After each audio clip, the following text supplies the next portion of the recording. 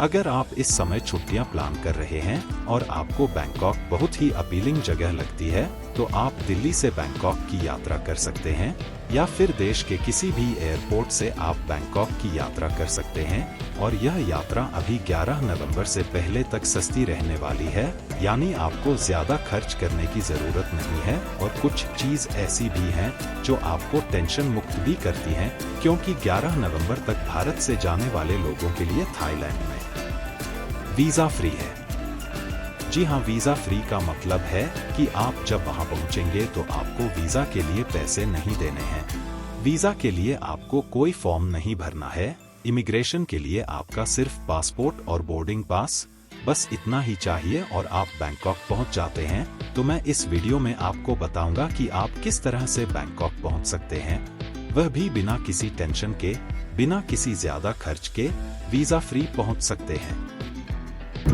हमारी जर्नी शुरू हो चुकी है और अभी मैं मयूर विहार फेज़ 1 दिल्ली से निकला हूँ और एयरपोर्ट जाने में करीब 35 से 40 मिनट लगेंगे यहाँ से। अगर आप किसी और देश के लिए यात्रा करते हैं या फिर थाईलैंड में आप पिछले साल से पहले यात्रा कर रहे होते, तो आपको कुछ जरूरी चीज करनी होती थी। जैसे आपको बैंक में अपने पैसे रखने पड़ते थे, कम से कम इतने कि आपको दिखाना पड़े कि आप वापस हिंदुस्तान जा सकते हैं। इसी तरह से आप अगर बैंकॉक जा रहे हैं, थाईलैंड जा रहे हैं, तो आपको दिखाना पड़ता था कि आपको वहां पर रहने में कोई दिक्कत नहीं है, यानी आपका अकोमोडेशन वहां पर पहले से ही फाइनल है, यानी अपने होटल कर रखा है, या फिर आप किसी दोस्त के यहाँ रह रहे हैं, या फिर किसी गेस्ट हाउस में रह रहे हैं। तो इस तरह से आपको दिखाना होता था और अपने पूरे स्टे का इंतजाम दिखाना होता था। वीजा ऑन अराइवल था वहां पर, लेकिन वीजा के पैसे लगते थे करीब 6,000 रुपए प्रति व्यक्ति, यानी एक आदमी के जाने पर 6,000 रुपए सिर्फ वीजा पर खर्च होते थे। इसके अलावा आपको अपने हाथ में थाई बाथ लेकर जाना होता था, यानी कि यहाँ से आपको करेंसी एक्सचेंज करनी थी और थाई बाथ आपको अपने साथ लेकर जाना होता था।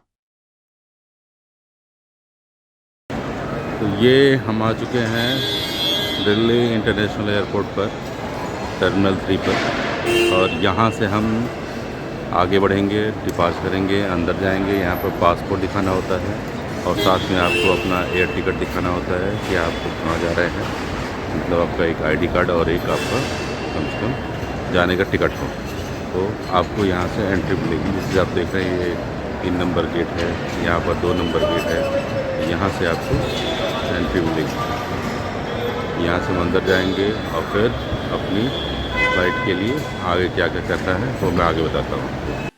अब इसको वीजा फ्री कर दिया गया है, यानी भारत से आप थाईलैंड वीजा फ्री जा सकते हैं। जिस तरह आप किसी भी एक डोमेस्टिक एयरपोर्ट पर हिंदुस्तान में जाते हैं, इस तरह से आप जा सकते हैं थाईलैंड। बस अंतर यह है कि आपके यहाँ पासपोर्ट लेकर जाना होता है और आपको इमिग्रेशन से गुजरना पड़ता है। इमिग्रेशन का जो समय है वही आपका एक्स्ट्रा समय लगता है, जो हिंदुस्तान में करीब 15 से 20 मिनट का समय है, और बैंकॉक में भी मेरे ख्याल से वहाँ भी इतना ही 15 से 20 मिनट का समय है। तो इस जर्नी में मैं आपको यह सारी चीज बताऊंगा।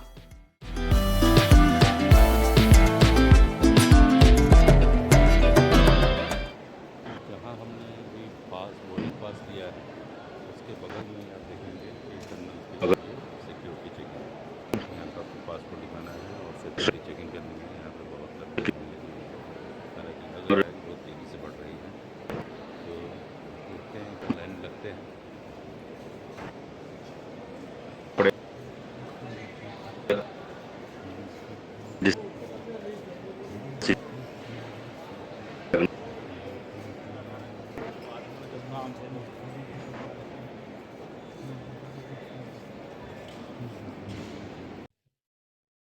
दिल्ली एयरपोर्ट पर अभी हमारा सिक्योरिटी चेकिंग हो गया है, इमिग्रेशन क्लियर हो गया है, और अब हम आगे बढ़ेंगे और यहाँ पे सिक्योरिटी स्टॉप्स हैं, जैसे होते हुए साइड में गेट तक जाएंगे। और मैं आपको बता दूं कि कम से कम आप अपने लिए security check in and immigration के लिए 45 मिनट का समय लेकर चलिएगा, और साथ में 15 से 20 मिनट समय लेकर चलिएगा कि आप जो है अपना बैगेजिंग करके, इतना समय आपको लेकर चलना ही चलना चाहिए। 15 समय लेकर चलेंगे सर, मतलब कि टाइम कहते हैं कि आपको 3 घंटे पहले आ जाना है, वॉकिंग आप आए, फिर हो सकता है कल भीड़ तो बढ़ जाए तो आपसे ज़्यादा है, इसलिए आप समय से आया करिए। 3 घंटे पहले जो टाइम कहते हैं ना, उस टाइम से तो अब आगे बढ़ते हैं, बैकअप के लिए आप देख रहे हैं। Thank you, good morning sir. Thank you.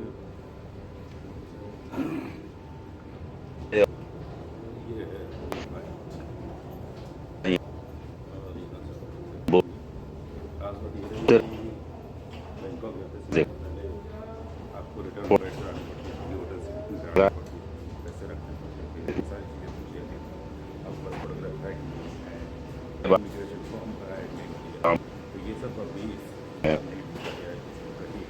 किसी लेवल पे बोर्डिंग पास लेते हो हम यहाँ आ गए फ्लाइट के अंदर अपने करने वाले हैं। 10 से 30 तक Reduced for takeoff and landing. Please use the light in the panel above should you wish to leave. Thank you.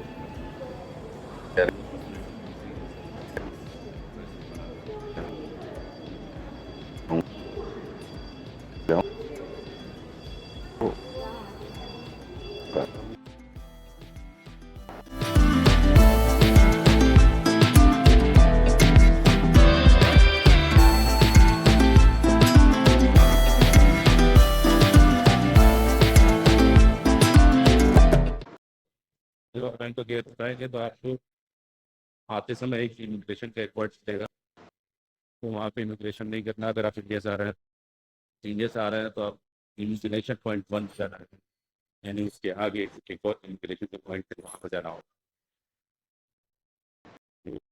मैं उधर ही पढ़ रहा हूँ, इमिग्रेशन पॉइंट पर ही तरह।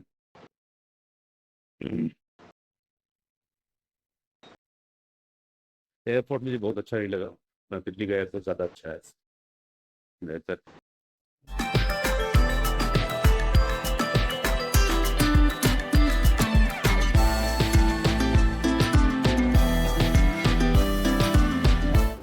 आप जब बैंकॉक एयरपोर्ट पर उतरेंगे तो उसके बाद से ही आपको सिम के काउंटर दिखेंगे। ऐसे AIS का बहुत ज़्यादा यहाँ पर प्रचलित है, तो मेरे ख्याल से AIS का सिम ही लेना बेहतर है।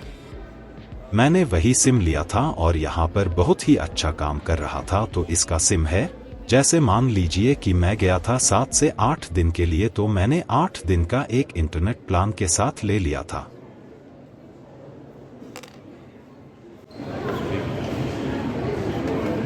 What is the cost?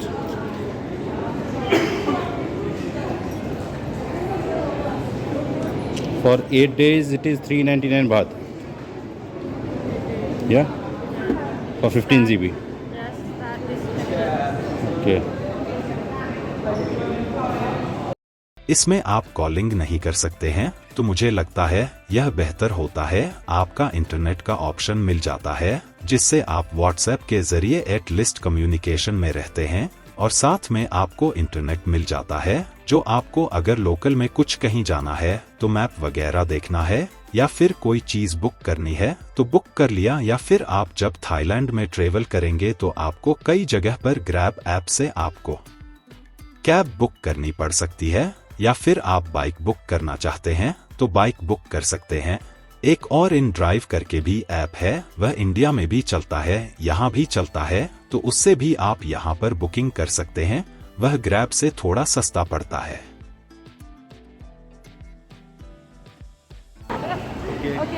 Okay. Tell about your services. Huh? Tell about your services. No, sir. About your SIM. About your SIM, please. Dual SIM. SIM, Huh? SIM. SIM card nha, SIM card. Yeah. Hello. No, thank you.